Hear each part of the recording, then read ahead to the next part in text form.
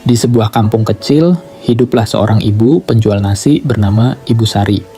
Setiap hari sejak azan subuh belum selesai berkumandang, ia sudah mendorong gerobak kecilnya ke pinggir jalan. Warungnya sederhana, hanya nasi, tempe, sayur, dan sambal seadanya. Namun ada satu hal yang membuat banyak orang heran. Meski hidupnya susah, Ibu Sari selalu bersedekah. Hari itu pembeli sangat sepi, dari pagi sampai siang hanya 2 bungkus nasi yang terjual.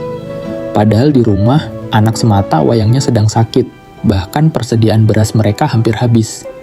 Saat membuka tempat beras di dapur kecilnya, Ibu Sri hanya bisa diam melihat sisa beras yang tinggal segenggam. Namun anehnya, di tengah keadaan sesulit itu, hatinya tetap lembut kepada orang lain. Menjelang sore, seorang pengemis tua datang ke warung kecilnya. Tubuhnya kurus, pakainya lusuh, wajahnya terlihat sangat kelaparan. "Bu, saya belum makan dari kemarin," ucap lelaki tua itu pelan. Ibu Sari melihat nasi dagangannya. Kalau diberikan, berarti dagangannya makin berkurang. Tapi tanpa berpikir lama, ia membungkus 1 porsi nasi hangat. "Ini Pak, dimakan ya." Lelaki tua itu sampai meneteskan air mata. Beberapa tetangga yang melihat hanya menggeleng heran. Aneh itu Ibu Sri, dirinya aja miskin, masih aja sedekah. Namun Ibu Sri hanya tersenyum kecil. Ia tidak membalas ejekan mereka. Karena dalam hatinya, ia percaya Allah tidak pernah salah melihat kebaikan hambanya. Malam datang. Hujan turun sangat deras. Warung kecil itu makin sepi. Perut Ibu Sari mulai terasa sakit menahan lapar.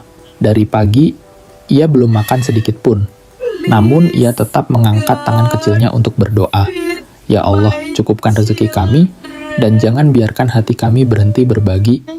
Sesampainya di rumah, anaknya bertanya pelan, "Bu, kenapa ibu selalu kasih makanan ke orang lain? Padahal kita juga lapar." Ibu Sri terdiam sesaat. Lalu ia mengusap kepala anaknya sambil tersenyum. "Nak, sedekah itu tidak membuat kita miskin. Kalau kita menolong orang saat susah, Allah akan menolong kita dengan cara yang tak disangka-sangka." Anaknya hanya diam mendengarkan. Malam semakin larut, hujan belum berhenti. Tiba-tiba, seorang lelaki tua datang ke warung kecil itu. Bajunya basah kuyup, tubuhnya menggigil kedinginan. "Bu, masih ada makanan?" Ibu Sri melihat panci terakhirnya. Hanya tinggal 1 bungkus nasi. Itu rencananya untuk dimakan bersama anaknya malam itu. Ia menatap wajah lelaki tua tersebut. Lalu perlahan, ia tersenyum. "Masih Pak, ini makan saja." Lelaki tua itu terlihat sangat terharu. "Terima kasih Bu.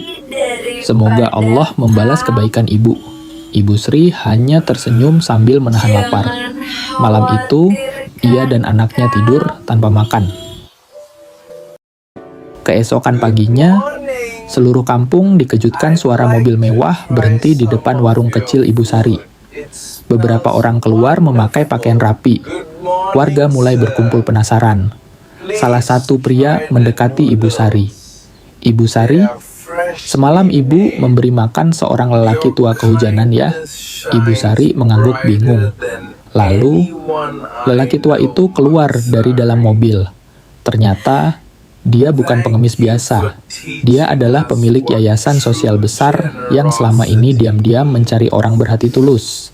Lelaki itu tersenyum haru.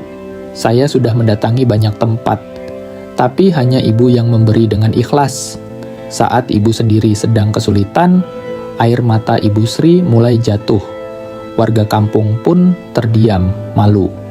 Hari itu, yayasan tersebut membantu biaya sekolah anak Ibu Sri. Warung kecilnya direnovasi. Dan Ibu Sri diberi modal usaha agar hidupnya lebih baik. Sejak hari itu, warung nasi kecil Ibu Sri selalu ramai. Namun satu hal yang tidak pernah berubah, ia tetap bersedekah, karena ia percaya bukan jumlah harta yang membuat seseorang mulia, tetapi hati yang tetap mau berbagi, bahkan saat dirinya kekurangan. Dan benar, pertolongan Allah kadang datang di waktu yang paling tidak disangka.